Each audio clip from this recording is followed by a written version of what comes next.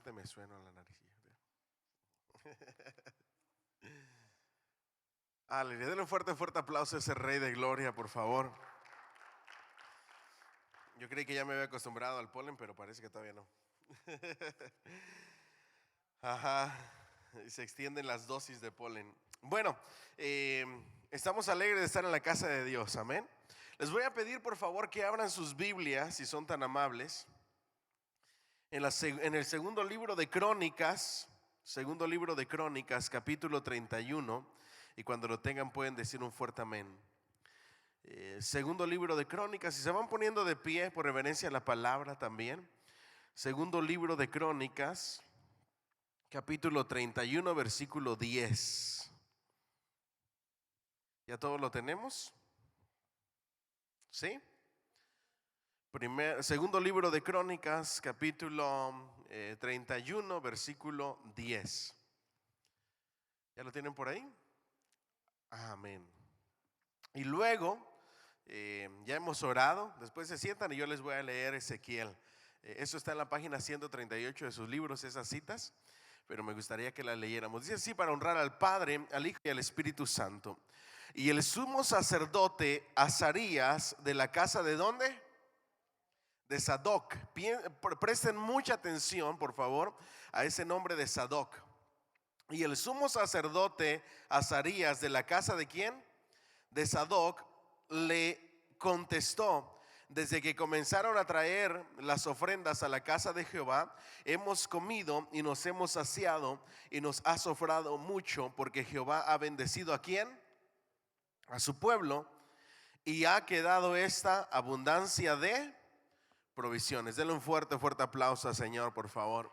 Pueden sentarse si son tan amables. Ahora, si quieren, me acompañan ahí a Ezequiel, y si no, no se preocupen, yo se los voy a leer. Ezequiel, capítulo 40, del versículo 46, dice así: y la cámara que mira hacia el norte es de los sacerdotes que hacen la guardia del altar. Estos son los hijos de Sadoc, los cuales son llamados de los hijos de Leví para ministrar a Jehová. Luego en la página 44, versículo 15, dice así: mas los sacerdotes levitas, hijos de Sadoc, que guardaron el ordenamiento del santuario, cuando los hijos de Israel se apartaron de mí, ellos se acercarán para ministrar ante mí, y delante de mí estarán para ofrecerme la grosura y la sangre, dice Jehová el Señor. Y luego está el 48:11, ya no lo vamos a leer, ya hemos visto todo lo que dice de Sadoc. La semana pasada estudiamos acerca de una de las sectas, o de una de las ramas del judaísmo, y eran los fariseos. ¿Se recuerdan? Había en los tiempos de Jesús, nuestro Señor, otro grupo sacerdotal llamados los saduceos. Diga conmigo: los saduceos. Ahora vamos a ir a Hechos 23:8, si son tan amables, por favor. Hechos 23:8. Dice así Hechos 23:8, desde el 7, para que vean a los dos grupos de sacerdotes. Hechos 23:7 y 8. ¿Lo tenemos? Cuando dijo que esto, se produjo ¿qué? Disensión entre los fariseos y ¿quiénes más? Y los saduceos. Y la asamblea se dividió, porque los saduceos dicen que no hay ¿qué? Resurrección, ni ángel, ni espíritu, pero los fariseos afirman estas cosas. Entonces, en el grupo sacerdotal, en el tiempo de los apóstoles y de nuestro Señor Jesucristo, había dos grupos o dos ramas sacerdotales. Por un lado estaban los fariseos y por el otro lado estaban los saduceos, ¿verdad que sí? Hoy vamos a aprender acerca de los saduceos. Según la tradición, los saduceos tomaron su nombre ¿de quién? De Sadoc. Estamos en la página 138 de sus libros, si son tan amables, que fue sumo sacerdote en los tiempos de David y Salomón. Entonces Sadoc fue sumo sacerdote en los tiempos ¿de quién? De David. ¿Y de quién más? Y de Salomón. Este grupo sacerdotal tomó su nombre dándole honor a este sacerdote llamado Sadoc. ¿Ok? Los hijos de Sadoc constituyeron la jerarquía sacerdotal del tiempo de la cautividad. Y según parece en los días de Cristo, el nombre persistía como denominación del partido sacerdotal. Durante la cautividad todavía ese grupo de sacerdotes de esa rama sacerdotal permanecía y siguió hasta los tiempos de nuestro Señor Jesucristo. ¿Vamos bien hasta ahí? Eran menos numerosos que quienes, que los fariseos, pero poseían el poder político y eran el grupo gobernante en la vida civil del judaísmo bajo el gobierno de los Herodes. Ahora, aquí viene la gran diferencia. Los fariseos estaban más inclinados a la religión, los saduceos estaban más inclinados a la política. ¿Me siguen hasta aquí? Los saduceos era el grupo sacerdotal que regía lo civil, la política y el gobierno. Los saduceos, con tal de estar bien con quien sea que estaba gobernando, se inclinaban y se unían a ellos. ¿Me siguen hasta aquí? Considerados como parte del judaísmo, los saduceos se adherían estrictamente a la interpretación literal de la Torá o la ley. La única parte de la escritura que consideraban como canónica y con autoridad superior a los profetas y los escritos.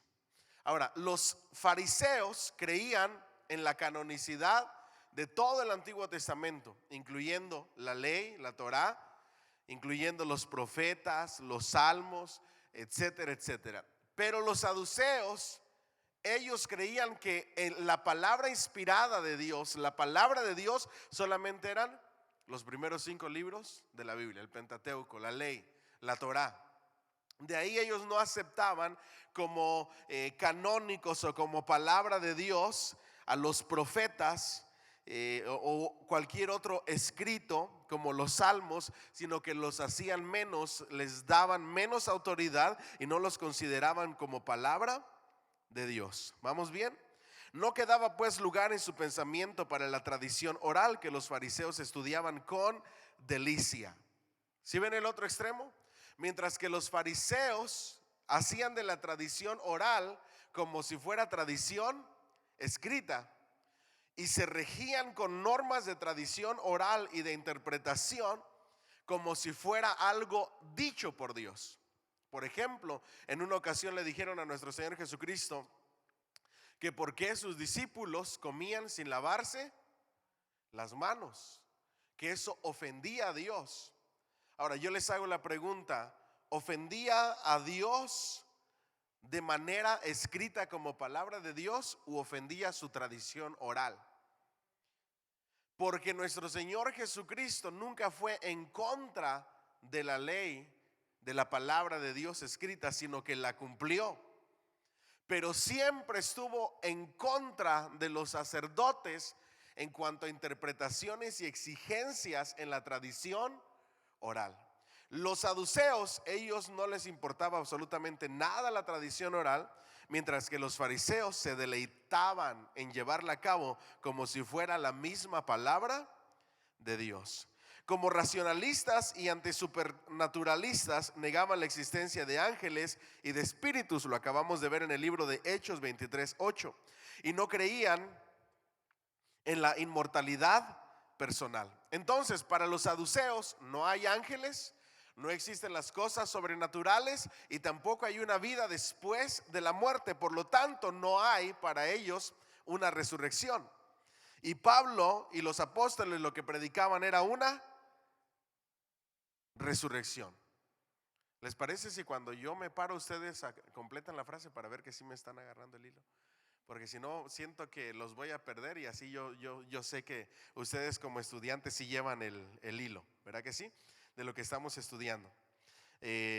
¿Vamos bien hasta ahí?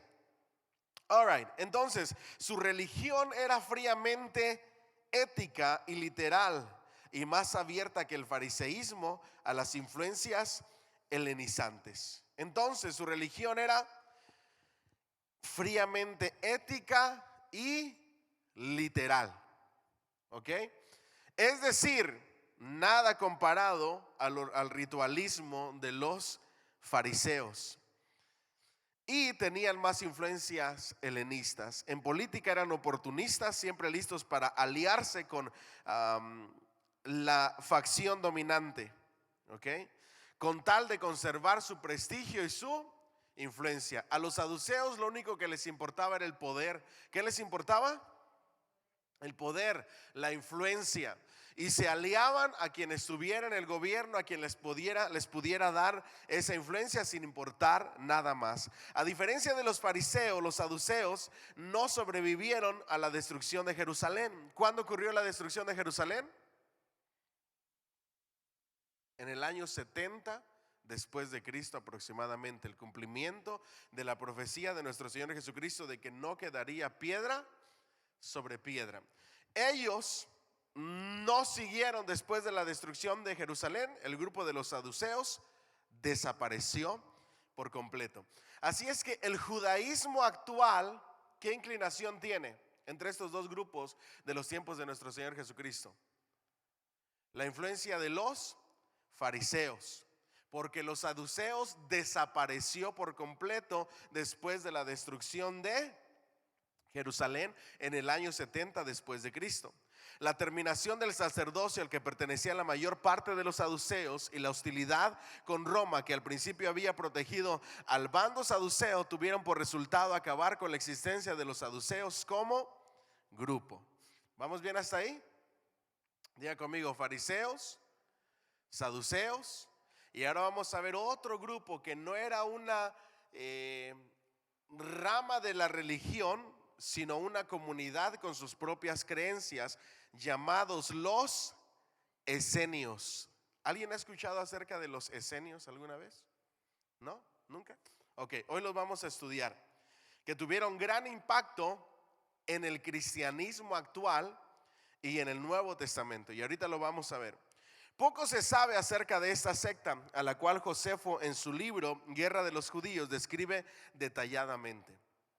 Josefo es uno de los historiadores que más información nos da sobre Israel, sobre la religión judía y lo que acontecía históricamente en los tiempos de nuestro Señor Jesucristo. ¿Ok? Él describe detalladamente el significado de su nombre.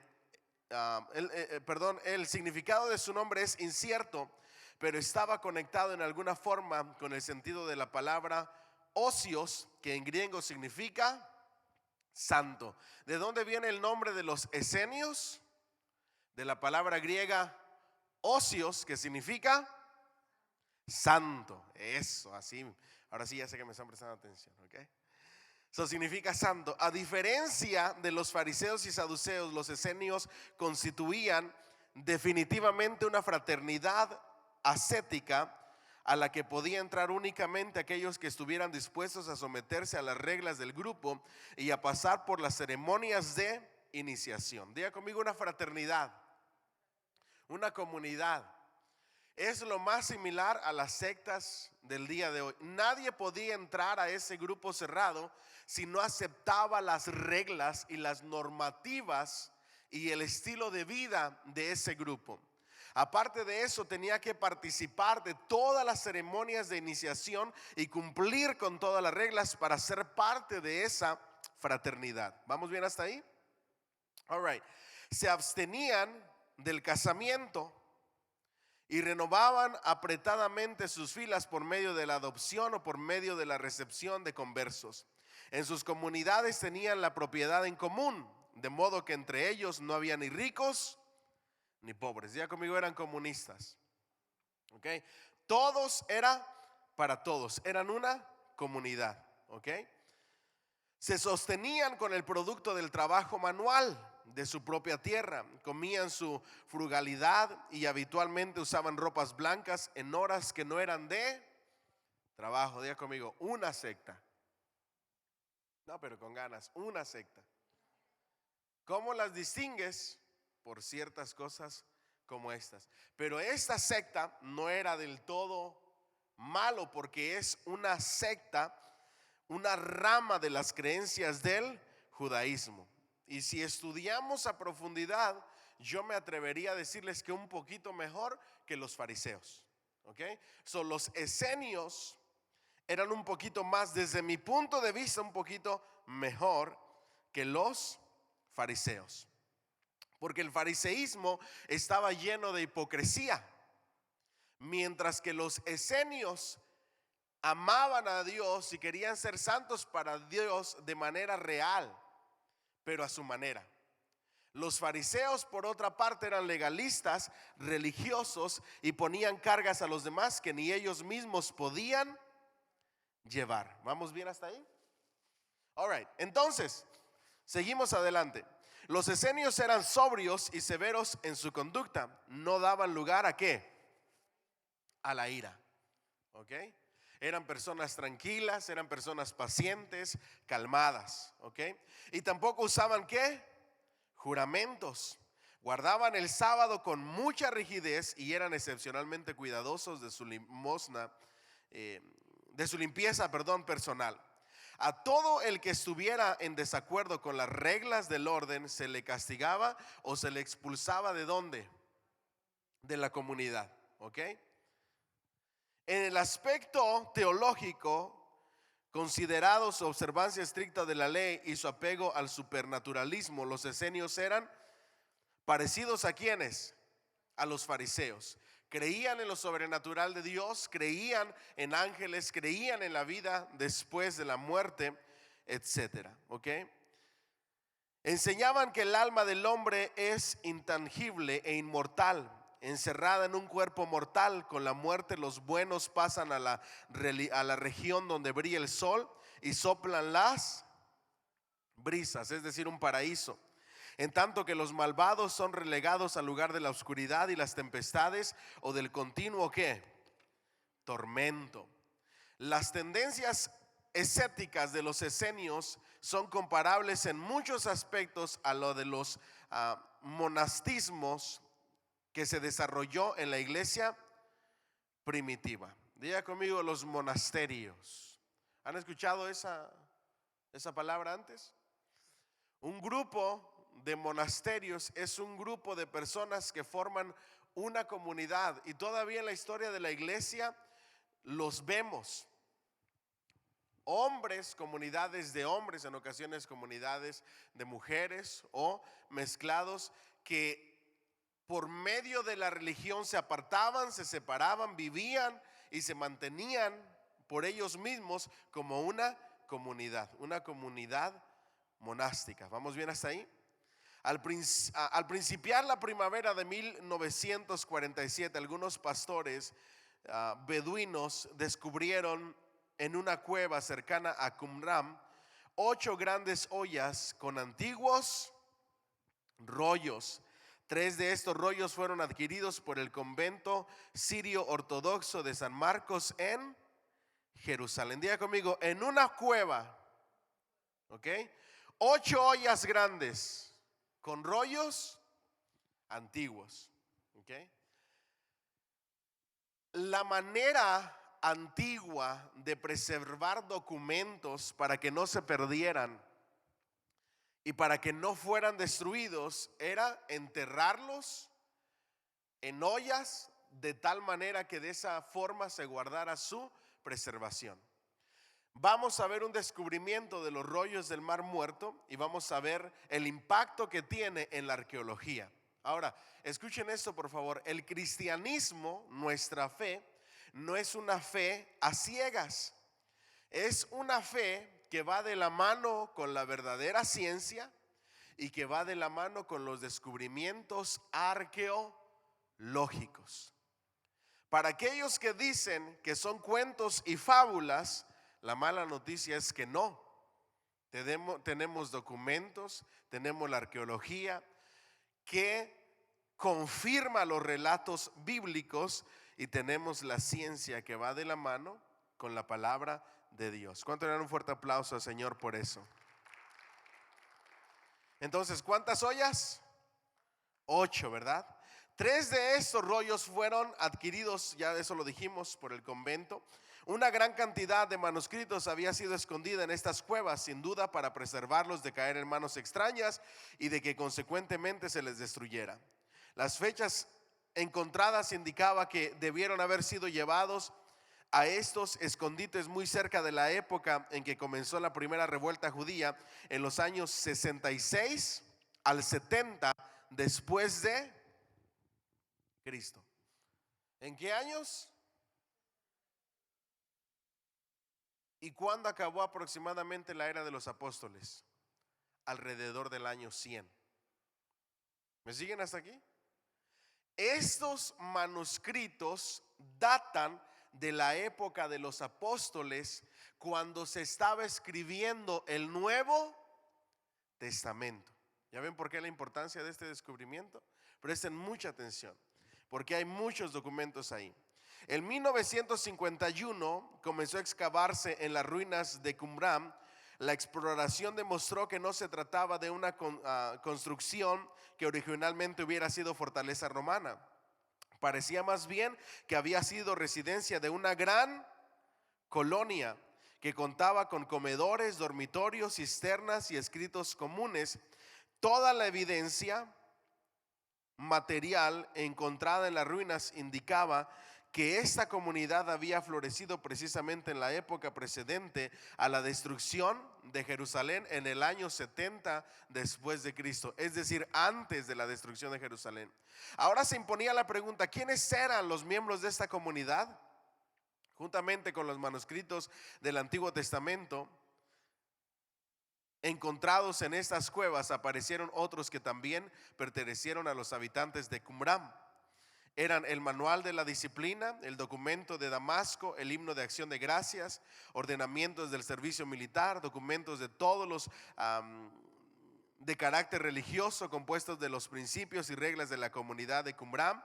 Del estudio de estas obras se deduce que la gente de allí comía y bebía y trabajaba unida sobre una base común. Se habían separado del judaísmo oficial, comprendiendo en el desierto de la vida monástica.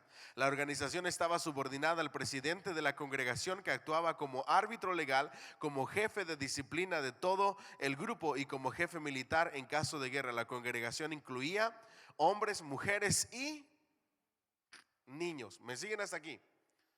Ahora, para que no se me pierdan, presten mucha atención a esto, por favor.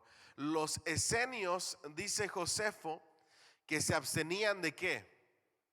De casarse. Pero muchos estudiosos piensan que los esenios que conoció Josefo fueron de cierta región, pero que estaban esparcidos en diferentes lugares y que variaban sus creencias de lugar a lugar o su forma de vivir.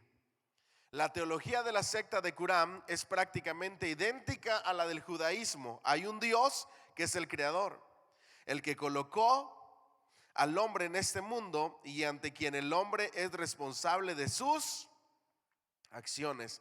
Él determina el curso de la historia y posee toda sabiduría y todo poder. Su justicia nos otorga el perdón del pecado y su misericordia sostiene la vida humana. Los principios del bien y del mal que controlaban la vida están subordinados a Dios bajo su influencia. Los hombres se dividen en hijos de luz y en hijos de las tinieblas.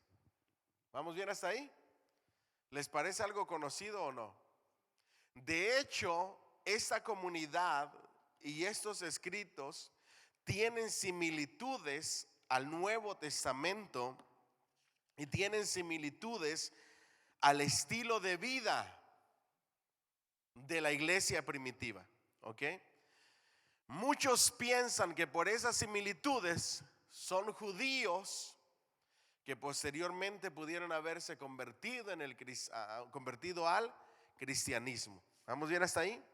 No se ha puesto perfectamente en claro si esa comunidad es idéntica a los esenios de que habla Josefo.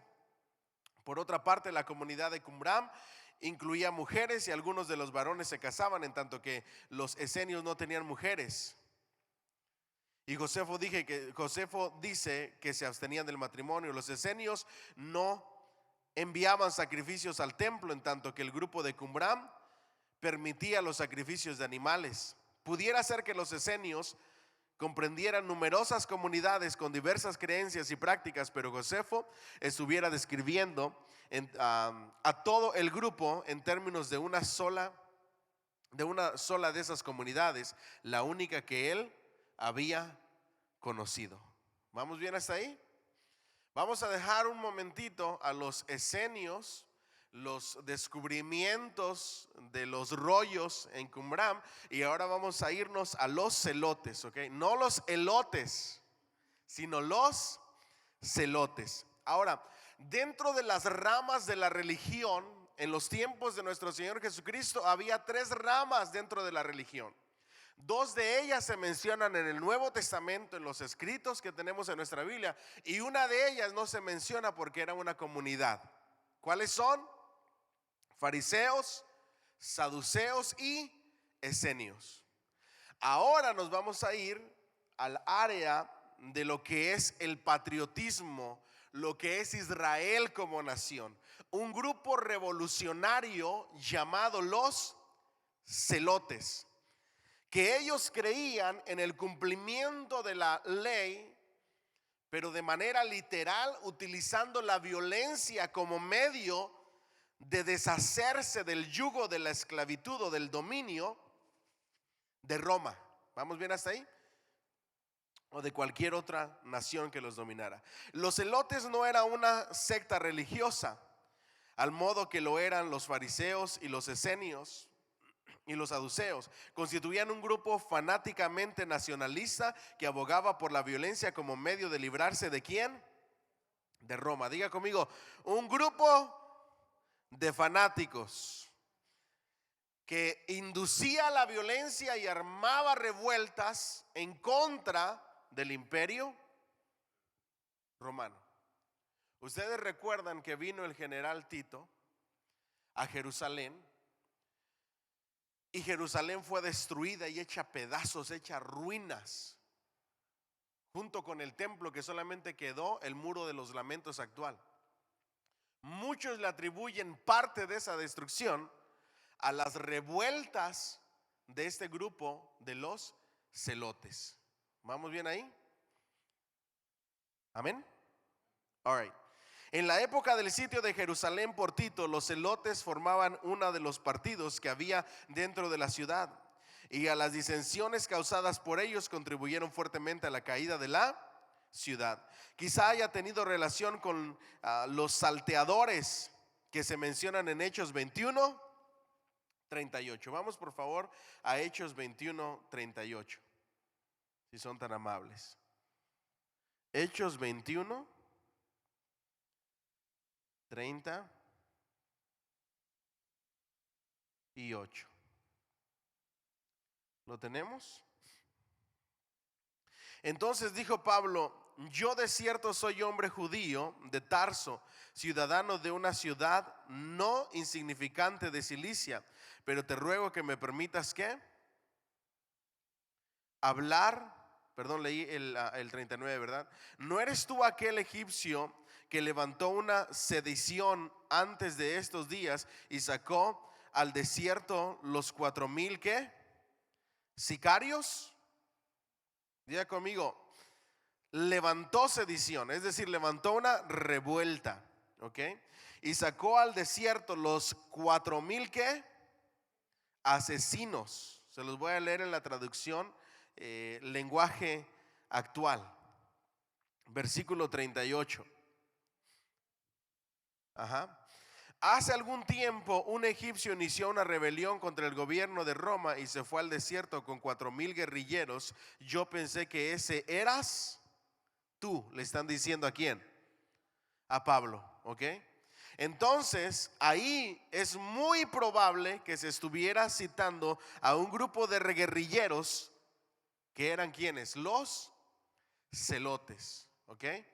Y pensaban que uno de ellos era Pablo, que andaba armando revueltas en contra del gobierno romano, ¿ok? Simón, uno de los discípulos de Jesús, había pertenecido al grupo de los celotes, como su nombre lo indica. dica. No Simón Pedro, sino el otro Simón. ¿Sí vamos bien hasta aquí? En los discípulos de nuestro Señor Jesucristo vemos dos Simones, ¿verdad?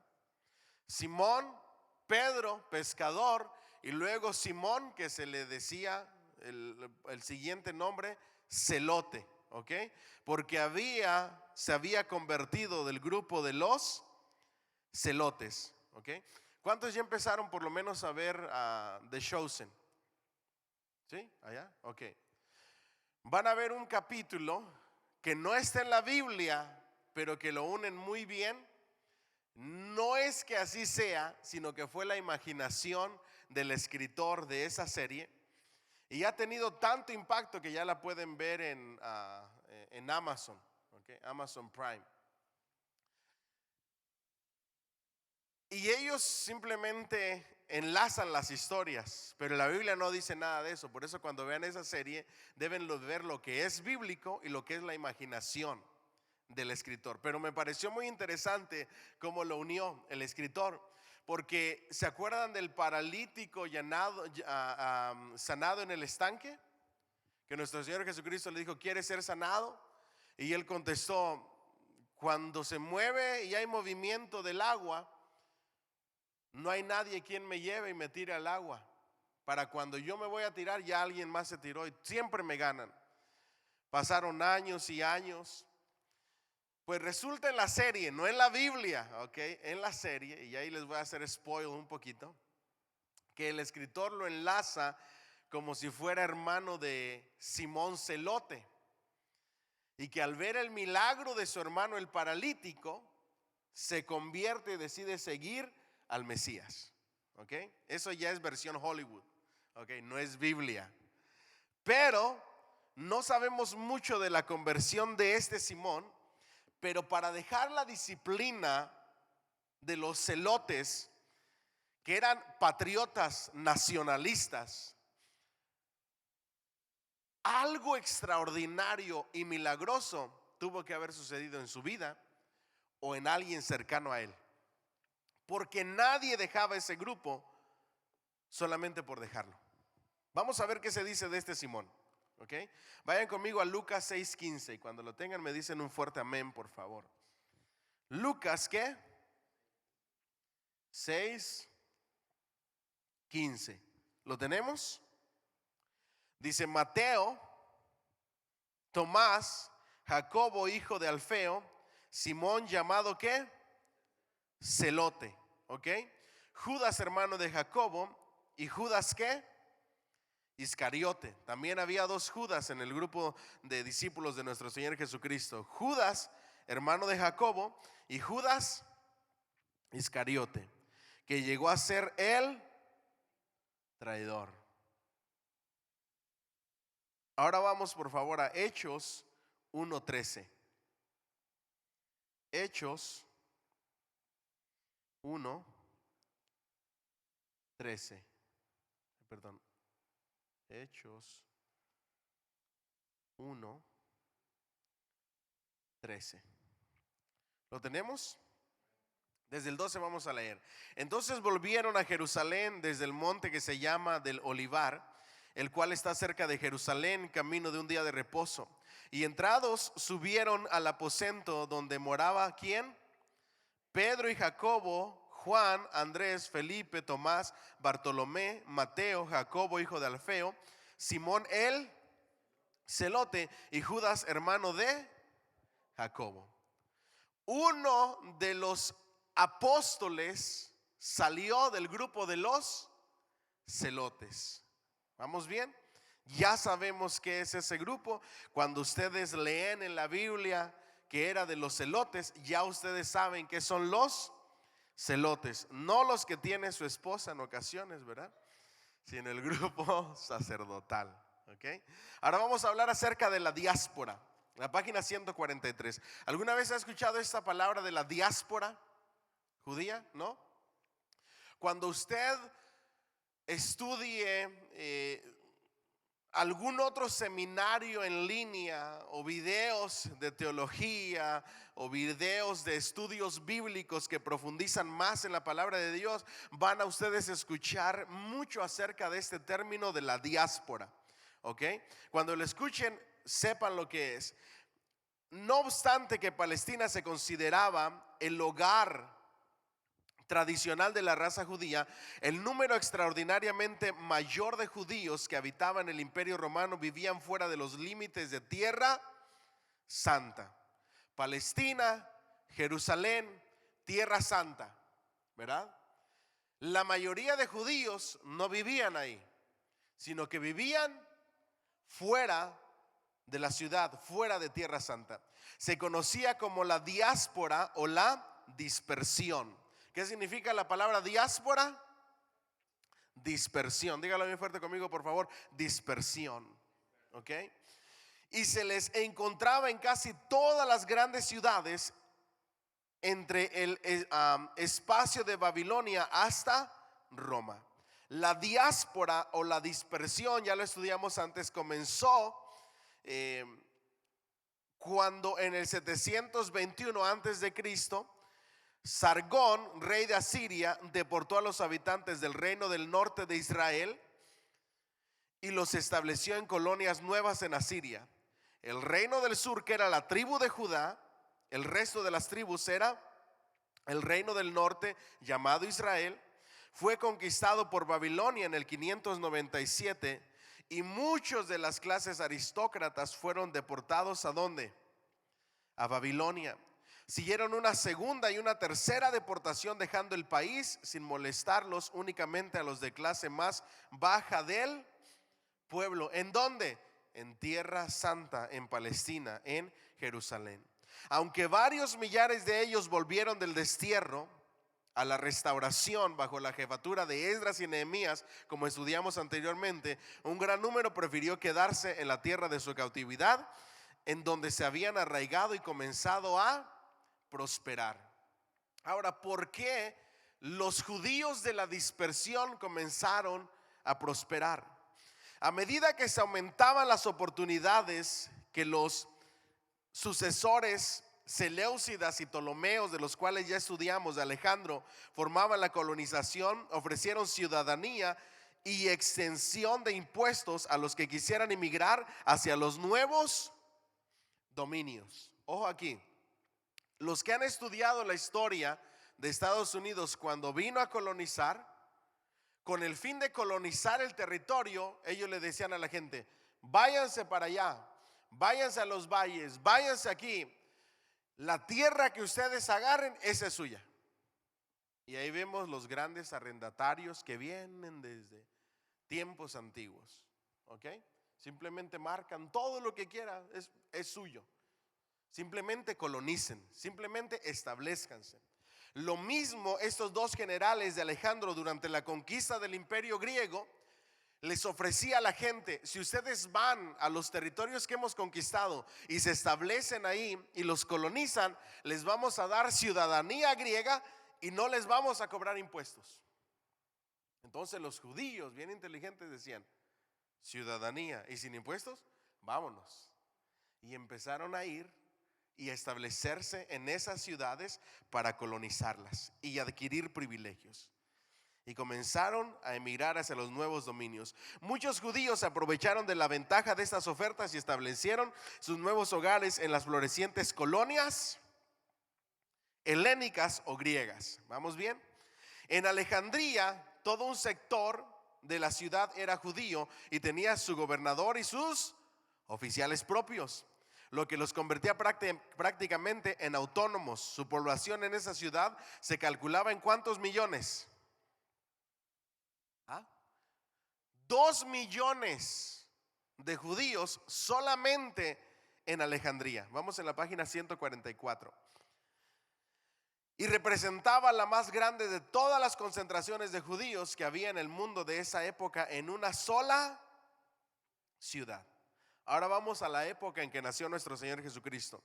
El año 4 antes de Cristo había cerca de 8,000 en la ciudad de Roma.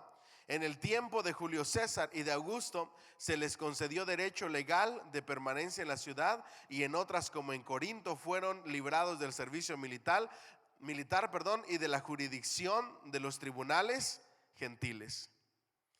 Es incuestionable que la influencia griega afectó a los judíos de la dispersión y que muchos de ellos perdieron las características distintivas y la fe que los hacían diferentes de otros pueblos. Diga conmigo, se comenzaron a mezclar, comenzaron a adoptar el estilo de vida de los griegos, comenzaron a adoptar algunas ideas de los griegos, comenzaron a adoptar su cultura, comenzaron a helenizarse, comenzaron a hacerse griegos en su estilo de vida. ¿Vamos bien hasta ahí?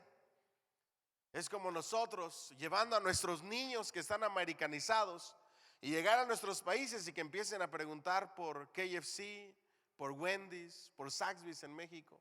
¿De dónde lo vas a sacar? ¿Verdad que sí? ¿Pero qué? Están americanizados en esta cultura. Lo mismo estos judíos se habían helenizado. ¿Sí me estoy explicando? Y ya no eran ese 100% judío del que nosotros hemos estado aprendiendo, que viene desde el Antiguo Testamento. ¿Vamos bien? Se aferraron tenazmente. Sin embargo, la mayoría de ellos permanecieron judíos y no adoptaron costumbres helenistas.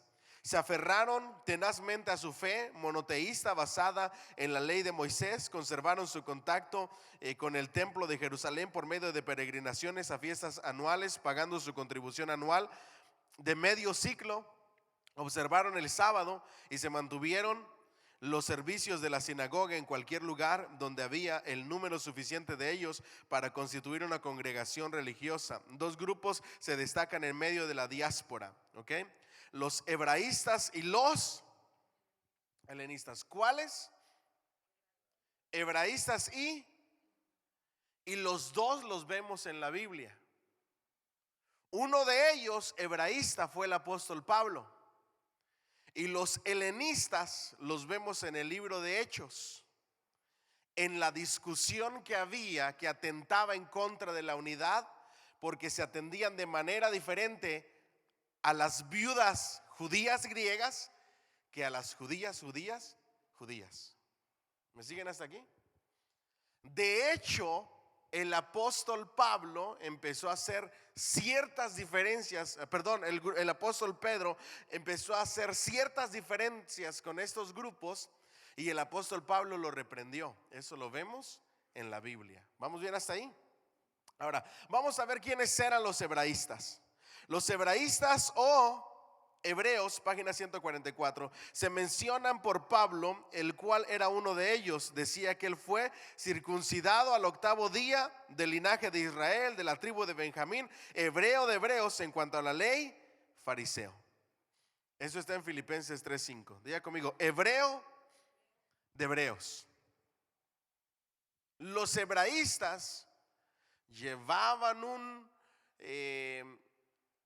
conteo de su línea generacional, sabían de qué tribu venían, 100% judíos, circuncidados conforme a la ley, fariseos. Los hebreos eran aquellos judíos que retenían no solamente la fe religiosa del judaísmo, sino también el uso del lenguaje hebreo y el arameo y las costumbres hebreas. Entonces, ¿qué hablaba el apóstol Pablo? Hebreo, ¿qué más? Arameo, ¿qué más? Griego. Y muy probable, porque era una persona eminente en letras, hablaba también latín. Por lo menos el apóstol Pablo hablaba ¿cuántos idiomas? 4. ¿Ok? Pablo dijo que él había sido enseñado conforme a la verdad de la ley de la patria, Hechos 22:3. Las citas del Antiguo Testamento hechas por él demuestran que estaba tan familiarizado con la Biblia hebrea como con la versión griega. Entonces Pablo, cuando predica y cuando escribe las 13 cartas que escribió en el Nuevo Testamento, él habla acerca de la Biblia hebrea y su traducción al griego, que es ya se les olvidó, Septuaginta. ¿Ok? La traducción del hebreo al griego. ¿Vamos bien hasta ahí? Y ambas versiones las utilizaba él cuando hablaba de pasajes del Antiguo Testamento. Era un judío irreductible, aunque había nacido en Tarso, ciudad griega, y aunque proclamaba orgullosamente su ciudadanía romana. Eso lo vemos en la escritura. Había sabido mantenerse incorruptible en medio de la ola del paganismo gentil que lo había rodeado desde su juventud. Es indudable que había otros muchos semejantes a él. Probablemente la mayoría de los hebraístas vivían en la misma Palestina, en donde su culto tenía por centro ¿qué? El templo. El libro de los Hechos sugiere que fueron algunos de estos hebraístas de la diáspora los que, como judíos de Asia, acusaron a Pablo de haber profanado el templo, introduciendo a un gentil en los sagrados ¿qué? Atrios. ¿Se recuerdan la historia? Vamos allá al libro de Hechos 21-27. Por favor, Hechos 21-27. ¿Ya lo tenemos? All right, dice así: pero cuando estaba para cumplirse los 7 días, unos judíos ¿de dónde? Es muy probable que esos judíos fueran ¿qué? Hebraístas. Diga conmigo, hebraístas. Ya hemos estudiado las características de los hebraístas, ¿ok?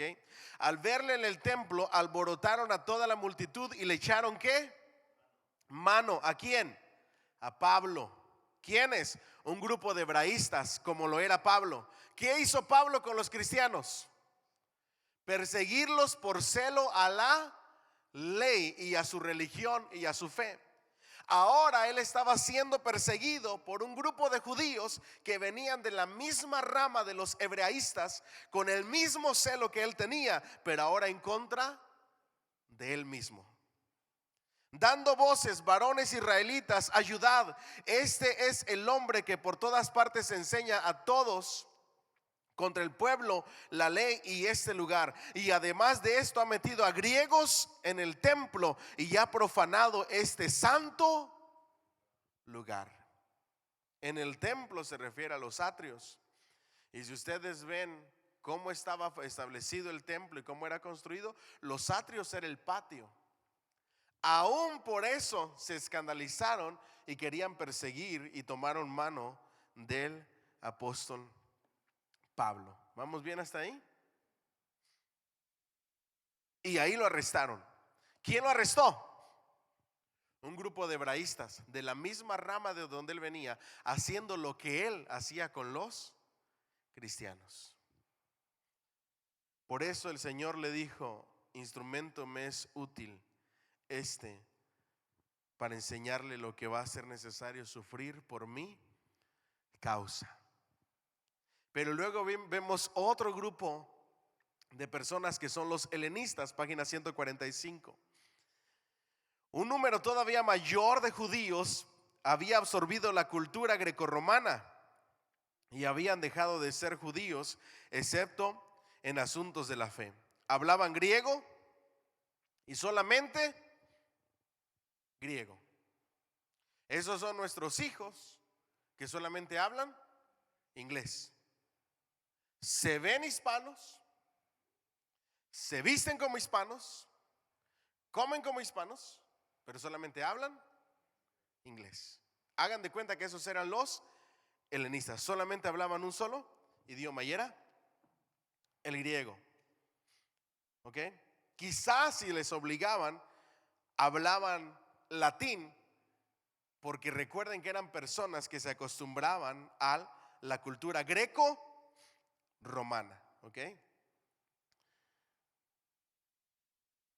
Hablaban griego o cualquiera que fuera la lengua de la tierra donde vivían. Adoptaban las costumbres de sus vecinos y en muchos casos virtualmente era imposible distinguirlos de los judíos. En su culto aparecían elementos sincretistas, como en una sinagoga de Dura Europos sobre el Éufrates, que contiene representaciones mitológicas en los mosaicos y en las pinturas de las... ¿Se habían imaginado eso? Un grupo de judíos en una sinagoga con pinturas de la mitología griega. Aún la influencia grecorromana se había infiltrado en los helenistas. Las dos clases de judíos se mencionan en Hechos 6, donde la división entre ellos comenzó a poner en peligro la unidad de la iglesia. ¿Quieren ver la historia o se acuerdan de ella? Vamos a Hechos 6 para que la recordemos un poquito. Hechos capítulo 6.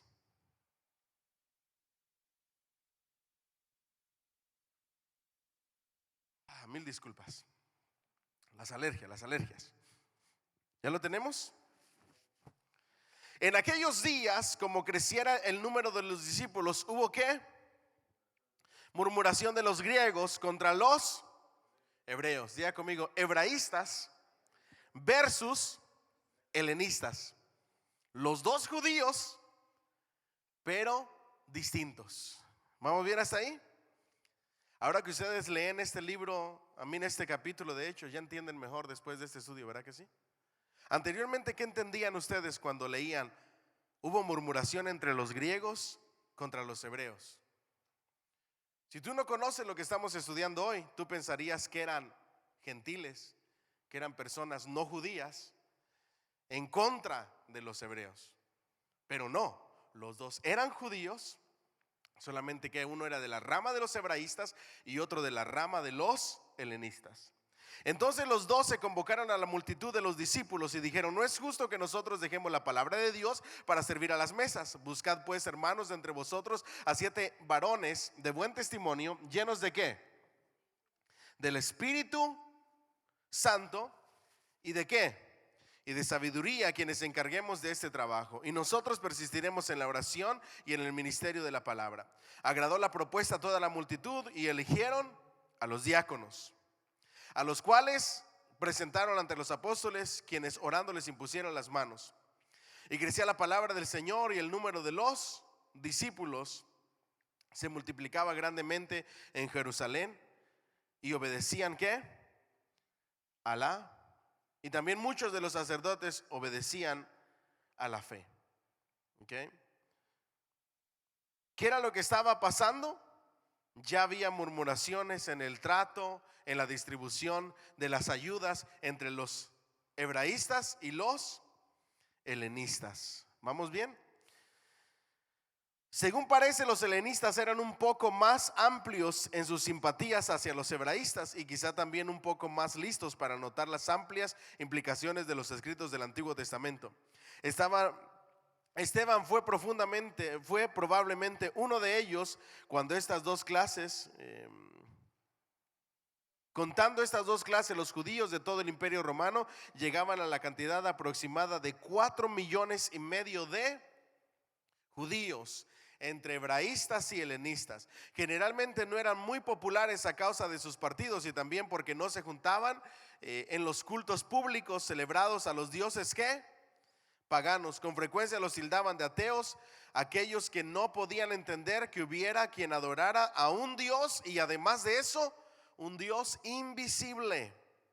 Por otra parte, su sobriedad, su amor al trabajo, diga conmigo, amor al trabajo, sobriedad y su rectitud moral les hacía muy recomendables ante el concepto de sus vecinos, los cuales se veían compelidos a reconocer su habilidad e integridad. Diga conmigo, judíos, personas íntegras y trabajadoras. ¿Vamos bien hasta ahí? All right. Vamos a ver ahora el trasfondo. En la página 147, el trasfondo judaico para el Nuevo Testamento, 200 años antes de Cristo y 200 años después de Cristo. Página 148, ¿lo tenemos? Sin embargo, es de interés e importancia particular la cuestión de las características básicas de la literatura judaica del periodo 200 antes de Cristo al 200 después de Cristo, junto con la tradición oral que se desarrollaba y su relación con el Nuevo Testamento, en particular la compleja literatura que se incluye en obras como los apócrifos y los pseudoepigráficos, los rollos del mal muerto y los escritos de Filón de Alejandría y de Flavio Josefo.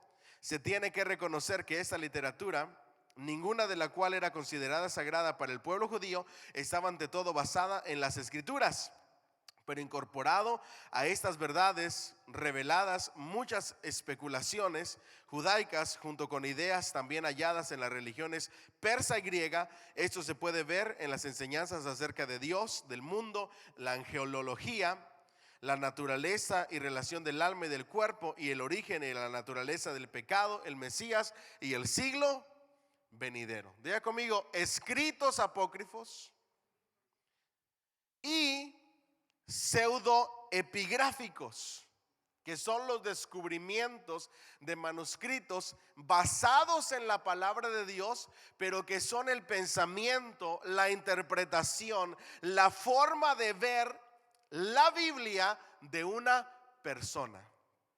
No son palabra de Dios. Es como lo que nosotros hacemos: compramos un libro, pero en ese libro está la idea y la forma de pensar del escritor, del autor. Puede que ese libro esté basado en la palabra de Dios, pero él da lo que para él es la interpretación correcta o el significado. Esos son los apócrifos y los pseudoepígrafos, ¿ok? Ahora, en tanto que el capítulo 4 se ha dado ya una breve descripción de los libros incluidos en estas colecciones, es preciso considerar algo, su contenido y significación. Por una parte, algunos de estos libros pueden ser considerados como una imitación consciente de ciertos libros sagrados de los judíos. En los apócrifos, algunos de estos libros son una imitación que alguien escribió de los libros de la Biblia o del Antiguo Testamento inspirados por Dios. ¿Vamos bien hasta aquí? Por ejemplo, la sabiduría de Salomón y Sirac o eclesiástico son similares en forma al libro ¿de qué? De Proverbios. Similares, ¿verdad? Tomando como base el libro de los Proverbios, pero no es palabra de Dios, no es inspiración de Dios, es solamente una imitación de un libro sagrado. Jubileos es esencialmente una paráfrasis y comentario al libro ¿de qué? De Génesis, ¿ok? Un comentario del libro de Génesis. Segunda de Esdras incluye rasgos reminiscentes de obras como Habacuc y Daniel. Otros escritos son adiciones a los libros del Antiguo Testamento, dando detalles adicionales o glorificando a personas famosas. Esos son los apócrifos, ¿se recuerdan? Entre ellos están el cántico de Azarías, Susana, Ibel y el dragón, relacionados con el libro ¿de qué? De Daniel. Alguien toma como referencia un libro de la Biblia y luego escribe lo que él piensa, lo que a él le parece, le añade, le quita, le pone su propio pensamiento. Por eso no son palabra de Dios. La oración de Manasés y las adiciones al libro del Esther, libros como los testamentos de los 12 patriarcas, contienen reminiscencias cuasi históricas de las vidas de los 12 hijos de Jacob, junto con exhortaciones sapienciales acerca del vicio y de la virtud modeladas en el testamento de Jacob en Génesis 49. A alguien se le ocurrió agarrar Génesis 49 y agregarle lo que su imaginación pensaba. Y lo que nos relata la historia bíblica, tú le aumentas y le agregas lo que tú piensas que pudo haber sucedido y lo que piensas que Jacob le pudo haber dado a sus hijos en ese testamento. Mientras que el libro de Enoc, junto con segunda de Esdras, está lleno de visiones del cielo y de la tierra, pensadas para revelar secretos de cosas presentes y de eventos del porvenir, especialmente acerca de los últimos días. En el libro de Tobit se destaca como cosa primaria importancia en la fidelidad a la ley, un relato romántico enmarcado en los días del cautiverio asirio. Y los 4 libros que tratan de los macabeos reflejan las luchas políticas, militares, religiosas, y se suscitaron en la defensa de la ley cuando el rey sirio Antíoco IV comenzó la existencia misma de la institución. Una historia apasionada por sí misma constituye el trasfondo de la insistencia en ser fieles a la ley, que parece tan frecuente en las obras y en las acciones de sus defensores en las páginas del Nuevo Testamento. ¿Vamos bien hasta ahí?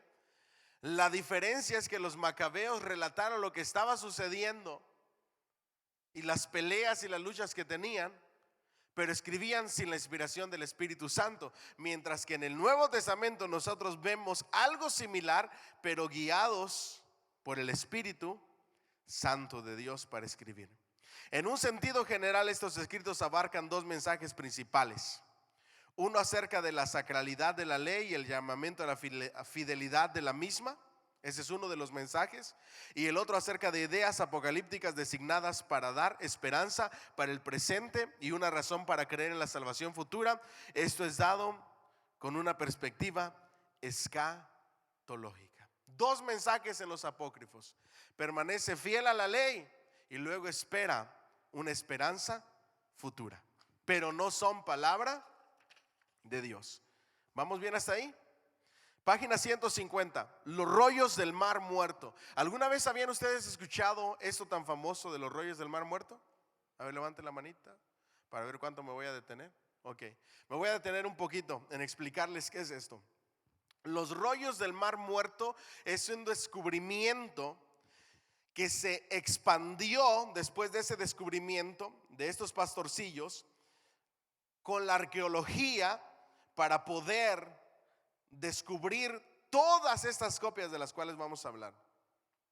Muchos escritores han relatado una historia de los asombrosos descubrimientos de antiguos rollos en las cuevas que bordean el mar muerto, particularmente las áreas de Qumran. Diga conmigo Qumran. ¿En dónde hablamos de la comunidad de Qumran? En los Esenios. ¿Se recuerdan que les dije que íbamos a volver a esto? Ahí vienen los descubrimientos del rollo del mar muerto. Y Wadi Maroba At, a unos 20 kilómetros al sudeste de Qumran.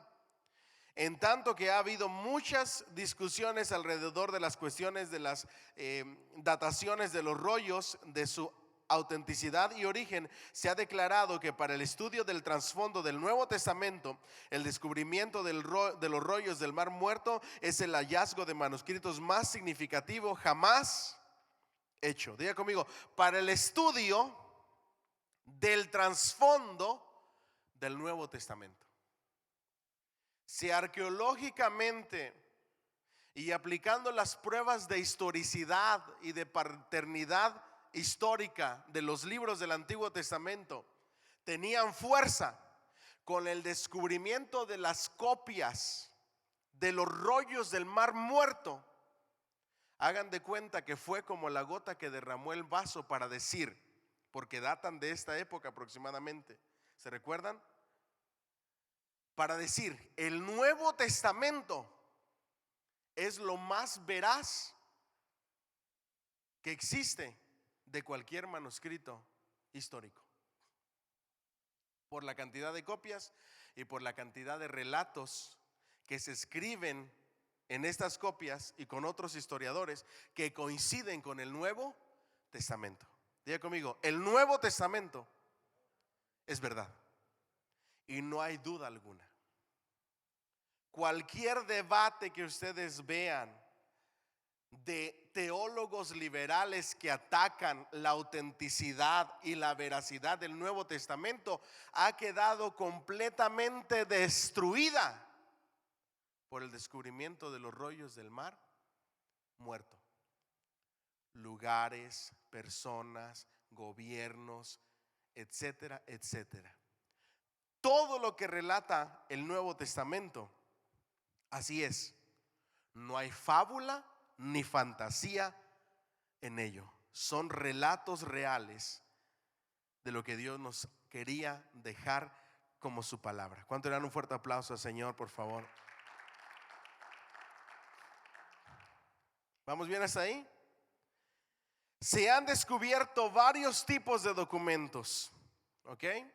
Entre ellos, número 1, copias de los libros canónicos del Antiguo Testamento, incluyendo a cada uno de ellos, excepto Esther. El libro de Isaías fue descubierto íntegro. Diga conmigo, copias de todo el Antiguo Testamento, excepto el libro de Esther. ¿Vamos bien hasta ahí? Número 2, copias de los apócrifos y de los pseudoepígrafos escritos no canónicos. Y número 3, documentos relacionados con la vida de la comunidad, incluyendo una variedad de tipos. Características básicas de la comunidad de Qumran y lo que se descubrió, que mucho de esto tiene similitud con lo que sucedía en el Nuevo Testamento. ¿Vamos bien hasta ahí?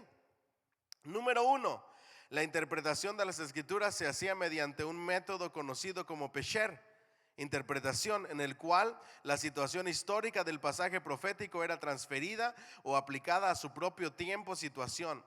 En el comentario sobre Nahum, el león del profeta es identificado como Demetrio, rey de Grecia. En el comentario sobre Habacuc, los caldeos son identificados como Kitim, los romanos en 1:6.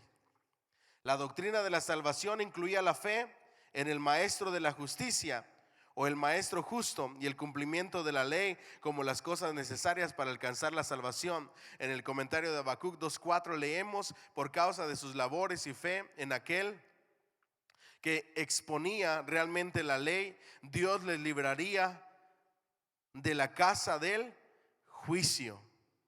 Una marca distintiva de la comunidad del Mar Muerto era un estricto separatismo y se libraba una continua batalla contra toda maldad y las fuerzas de las tinieblas. Esto involucraba aborrecer a todos los enemigos e invocaba la ira de Dios sobre todos los que formaban parte de la secta. Mediante una vida sumamente disciplinada, hecho que se queda reflejado en una gran cantidad de normas y reglas, se buscaba proteger la pureza de la comunidad. Y ahí ustedes pueden seguir leyendo. Esta es la comunidad de Qumran, que muchos piensan que puede ser parte de los esenios y lo más cercano al cristianismo del Nuevo Testamento. ¿Vamos bien hasta ahí? Comparaciones con el Nuevo Testamento. En el Nuevo Testamento no es infrecuente el uso del método Pesher de interpretación del Antiguo Testamento, y uno ve frecuentemente esto es aquello. Vamos en la página 153. Diga conmigo, método de interpretación Pesher. ¿Qué es este método de interpretación? El método que utilizó Pablo, Pedro, Juan. Todos los escritores del Nuevo Testamento utilizaron este método de interpretación. Esto del Antiguo Testamento quiere decir esto, y nos habla de este, es decir, de Cristo Jesús. Diga conmigo, para que se cumpliera la escritura. ¿Vamos bien hasta ahí?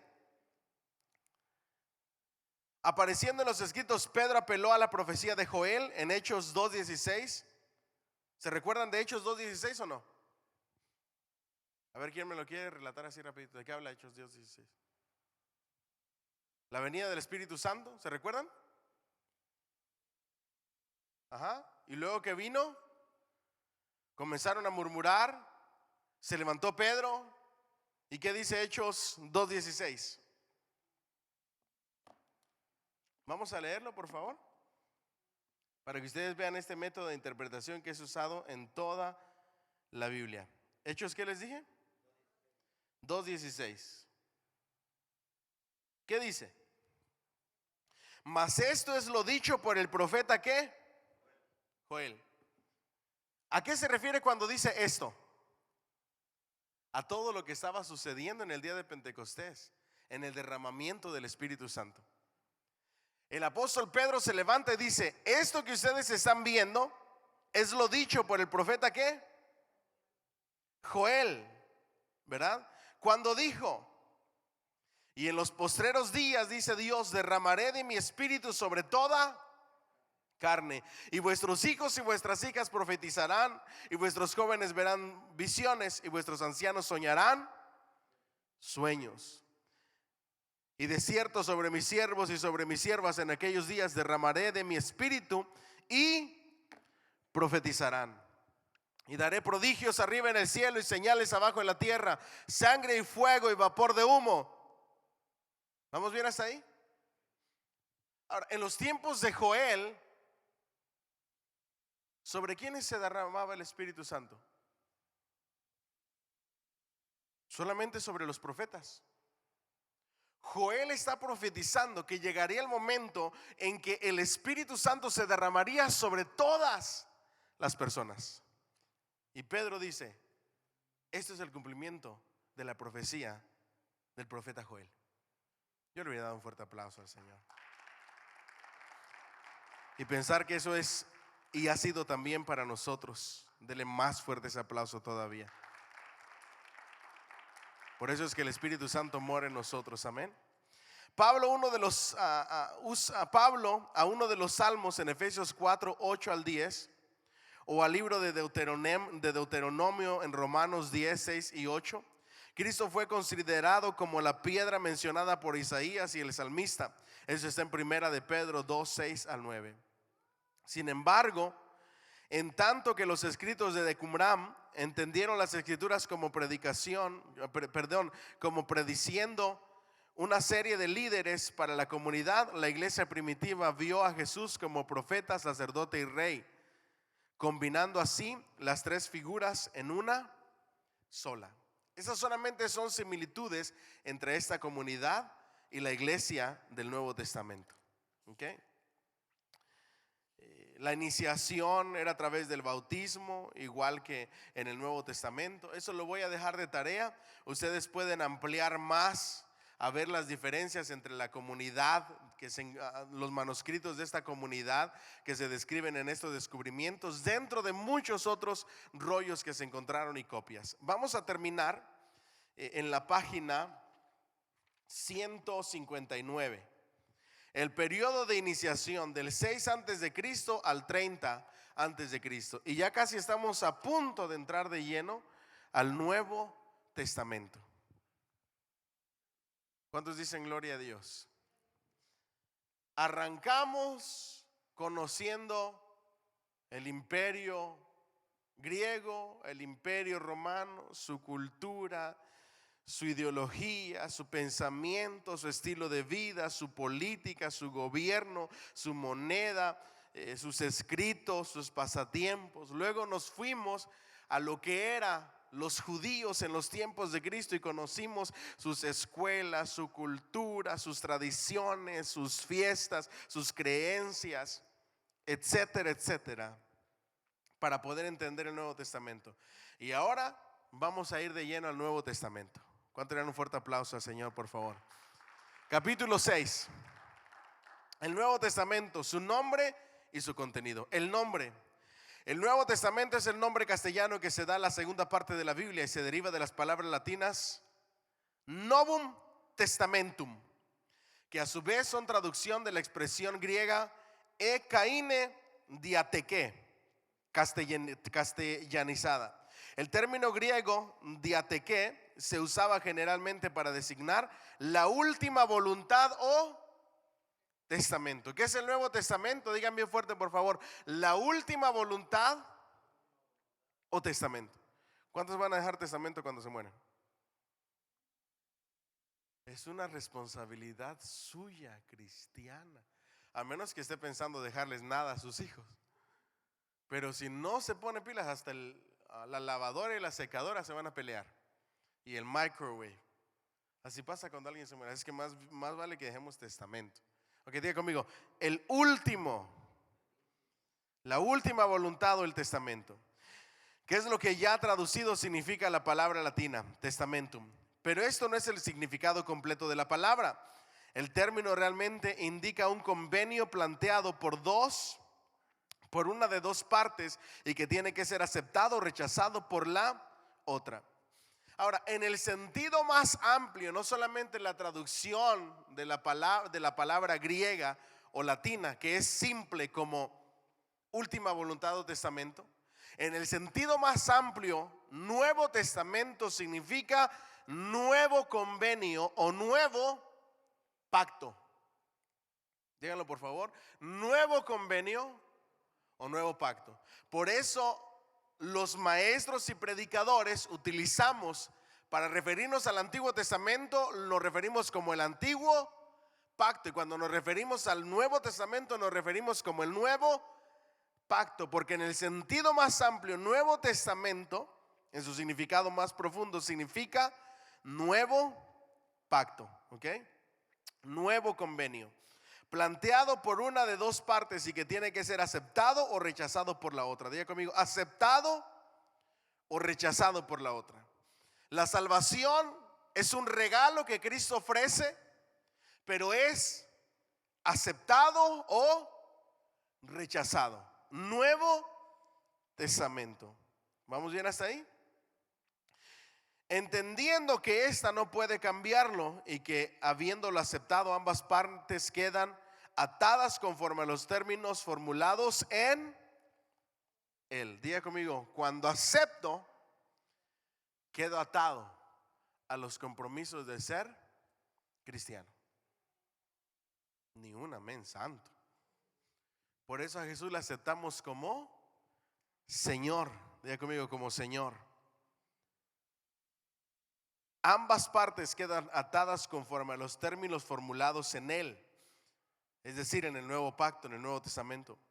Puesto que la última voluntad expresada por escrito es el mejor ejemplo de un instrumento público de esta clase, tiene que seguir en uso de la palabra latina testamentum, conservada en el castellano como testamento. El término alianza o pacto significa un acuerdo, una estipulación o contrato que compromete a las dos partes contrastantes. Diga conmigo, un compromiso, un pacto, un contrato donde las dos partes se comprometen. ¿Me dicen amén? El Nuevo Testamento y seguir a Cristo es un compromiso que yo hago delante de Jesús. Y cuando yo hago mi parte, Él se va a encargar de hacer la parte de lo que Él, con lo que Él se ha comprometido. Den un fuerte aplauso al Señor, por favor. El Nuevo Testamento implica más que una promesa, porque la promesa obliga solamente a la persona que la hace, en tanto que un convenio obliga a las dos partes interesadas en él. Y aquí vamos a romper la burbujita de lo que pensamos del cristianismo, especialmente en la mentalidad liberal de un Dios de amor y de un solo de promesas, un Dios solo de promesas, a que no le importa nada más que tu corazón. Dile que está al que está a tu lado, equivocadísimo. El nombre Nuevo Testamento es un compromiso que haces tú como cristiano con Dios y un compromiso que hace Dios contigo. Un compromiso de ambas partes, no es una promesa. El Nuevo Testamento no es una promesa, porque una promesa, el único que tiene la responsabilidad de cumplir esa promesa es el que se comprometió e hizo esa promesa. Pero el Nuevo Testamento no es una promesa, es un compromiso de ambas partes. Diga conmigo, ambas partes. Un convenio que obliga a las dos partes interesadas en él. En este sentido, el significado de testamento es muy semejante al de la palabra alianza o pacto que se hace en Éxodo 24:1-8. Diga conmigo, alianza o pacto. El que quiera venir en pos de mí, niéguese a sí mismo, tome su cruz cada día y sígame. No es de que mañana ya no quiero ser cristiano. Mi esposa me leyó algo que encontró y decía: me voy de la iglesia porque la iglesia me dañó y me lastimó. Y luego le contesta a ese comentario a alguien: el mundo al que te fuiste todos los días te daña y te lastima y nunca lo has dejado. Ouch, exactamente. Eso sí duele. Ya conmigo, ouch. ¿Lo puede repetir conmigo? Me voy de la iglesia porque la iglesia me dañó y me lastimó. No, pero con ganas, así como sintiéndolo. Diga conmigo, me dañó y me lastimó. Pero al mundo a donde te fuiste te daña y te lastima todos los días y no lo has dejado. Ya conmigo, buenísimo. Yo le hubiera dado un fuerte aplauso al Señor. Iba a ser una quote de un mensaje, pero me les adelanté. Ya conmigo, un compromiso de ambos, una alianza, un pacto. El que quiera seguirme, el reino de los cielos es para los valientes. Ninguno que ponga su mano en el arado mira hacia atrás. El verdadero cristiano nunca mira hacia atrás. ¿Me siguen hasta aquí? Nunca se deprime, se decepciona, se desanima, porque al que sigue es a Cristo y su compromiso es con Cristo y su alianza y su pacto es con Cristo, y Cristo no falla y nunca le va a fallar, y Él va a cumplir su promesa, y al que sigue es a Cristo y su mirada está en Cristo. ¿Alguien dice amén? Esos son los cristianos verdaderos, maduros. Ni un amén, santo. ¿Vamos bien hasta ahí?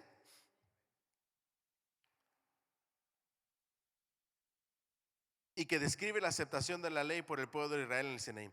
El hecho de que en el citado pasaje el traductor griego del Antiguo Testamento use diateque para traducir la palabra hebrea alianza o pacto indica que diateque tenía a veces ese mismo significado. Adelantamos un poquito.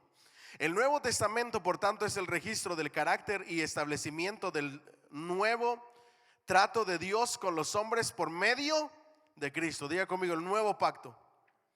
Dios propone los términos que el hombre pueda aceptar o rechazar, pero no cambiar. El hombre no puede cambiar lo que Dios ya estableció. O lo aceptas o lo rechazas. O son hijos de Dios o son hijos del diablo.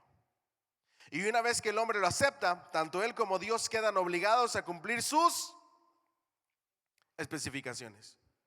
Yo quiero cerrar con una pregunta profunda que quiero que llegue a lo más profundo de su corazón. El Nuevo Testamento es el nuevo pacto. Es la revelación de lo que Dios espera de nosotros. En el Nuevo Testamento están sus especificaciones de tu compromiso con Cristo. Mi pregunta es, como cristiano, ¿conoces esas especificaciones? Y ahora me voy a ir más serio. Un cristiano que tiene más de 2 o 3 años que no ha leído el Nuevo Testamento completo debería de sentir vergüenza propia, y se lo digo con mucho respeto y con mucho cariño. Debería de sentir vergüenza de haberse entregado en un pacto con Cristo y no conocer sus especificaciones completas de todo el Nuevo Testamento. ¿Me siguen hasta aquí?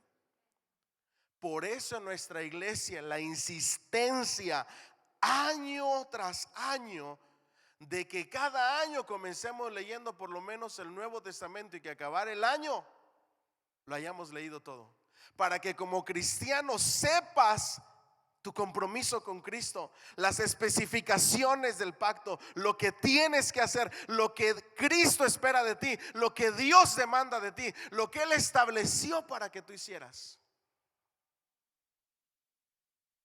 Ah, no, pero sabes más de la farándula que de las especificaciones del pacto. Sabes más de deportes, sabes más de películas, sabes más de cualquier otra cosa, menos de las especificaciones del pacto que te dio la salvación y la vida eterna. ¿Me siguen hasta aquí? El antiguo pacto incluía la revelación de la santidad de Dios en una justa norma de ley, el cual aquellos que la recibían se comprometían solemnemente a guardar. El nuevo pacto es el cuerpo de la revelación de la santidad de Dios en su Hijo, admirablemente justo, y que convirtiendo en justos a los que reciban la revelación, los capacita para que sean hechos hijos de Dios. Denle un fuerte aplauso al Señor, por favor. Diga conmigo, un mejor pacto. El contenido, y con eso voy a cerrar. La sustancia del Nuevo Testamento es la revelación de este nuevo pacto. Diga conmigo, revelación del nuevo pacto. Por medio de lo que asienta como palabras de Jesús y de sus discípulos. Está compuesto de ¿cuántos libros? 27 libros tenemos en el nuevo pacto, en el Nuevo Testamento. ¿Cuántos libros? 27 distintos libros, escritos por ¿cuántos escritores? 9 diferentes escritores, que tendrían que reducirse a 8 si se admite que Pablo sea el autor de Hebreos, que no sabemos. Algunos piensan que fue Pablo, algunos otros piensan que fue Apolos. Si pensamos que fue Apolos, ¿cuántos escritores escribieron el Nuevo Testamento? 9. ¿Cuántos? 9. ¿Cuántos? 9. Y si decimos que el libro de Hebreo lo escribió el apóstol Pablo, ¿cuántos escritores escribieron el Nuevo Testamento? 8. ¿Cuántos libros tenemos en el Nuevo Testamento? 27. Eso es. Estos documentos fueron escritos en el breve espacio de poco más de ¿cuántos años? 50 años. Desde la ascensión de nuestro Señor Jesucristo hasta el año 96 que se escribió el Apocalipsis, 98 por ahí. ¿Alrededor de cuántos años? 50 años de Nuevo Testamento tenemos. Probablemente desde el principio del año 45 después de Cristo hasta el año 100 después de Cristo aproximadamente. Las alusiones históricas que hay en ellos cubren todo el primer siglo del cristianismo.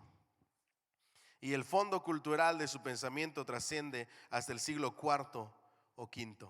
Al contenido del Nuevo Testamento puede clasificarse de 3 métodos: por su carácter literario, por sus autores y por sus periodos. De eso hablaremos la próxima semana. Autores, periodos. Y luego vamos a irnos con los evangelios como trabajos literarios. El problema del sinóptico, la propuesta. Y si nos da tiempo, vamos a arrancar ya estudiando el origen, la enseñanza, la fecha, los personajes, el contenido del libro de Mateo, que ustedes van a estar estudiando y que va a ser de gran bendición porque es el libro que estamos leyendo, ¿verdad? Y que vamos a terminar de leer. Diga conmigo Mateo. Y de ahí nos vamos a ir a Marcos, Lucas, Juan, Hechos, y vamos a ver la fecha, el escritor, a quién se dirige, lo que enseña, los personajes que hay de cada libro de la Biblia, porque es una introducción al Nuevo Testamento. Y en lo que resta en Proyecto de Sabiduría nos vamos a ir de Mateo, nos vamos a saltar a Marcos, luego a Lucas, Juan, Hechos, hasta que terminemos el Nuevo Testamento. Porque no queremos ser personas que se metieron a un pacto y que no leyeron las letras chiquitas. Ni un amén santo. ¿Me siguen hasta aquí? Y que no conocen sus especificaciones. Si vas a ser cristiano, tienes que saber cuál es tu compromiso como cristiano, cuáles son tus deberes como cristiano y qué espera Cristo de ti. No solamente recibiste su salvación, sino también recibimos su señorío. Denle un fuerte aplauso al Señor, por favor. Pónganse de pie si son tan amables. Ya conmigo, esto se puso bueno.